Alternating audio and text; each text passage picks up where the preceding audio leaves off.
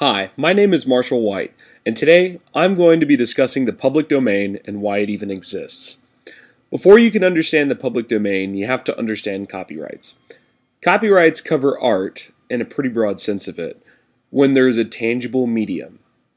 The public domain is where copyright protection no longer exists and the work is freely available without permission. Once the owner of the copyrighted product dies, it will go into the public domain after 70 years.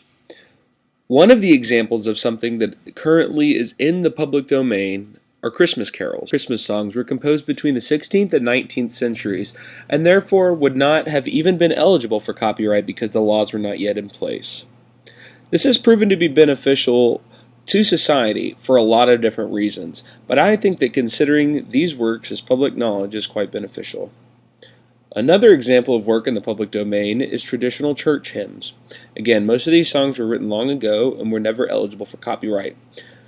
It's a good thing these hymns are in the public domain because they provide an interesting look at how music was sung in the 16th through 19th centuries, and they provide easy access to congregations that would want to sing more traditional songs. The last work I'd like to mention that's in the public domain that strays away from songs a little more is the Canterbury Tales. It's a very important piece of history regarding the English language and English literature.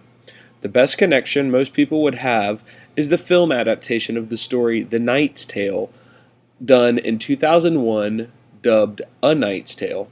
Naturally, this isn't copyright infringement because the Canterbury Tales were written in the 14th century. Many things, however, are still copyrighted. Tim Burton's A Nightmare Before Christmas is not in the public domain because it was released in a tangible medium in 1993. This is a good thing because even though it would be convenient for this work to be in the public domain, the creators of the movie deserve compensation for their effort. Another example of a work that is not in the public domain is Frank Sinatra's album Come Fly With Me. Capitol recorded the album, which means that because a corporation owns it, the copyright ends 95 years after the date of publication. I think that artists should have control of their music instead of the record labels, but other than that, I am okay with it not being in the public domain.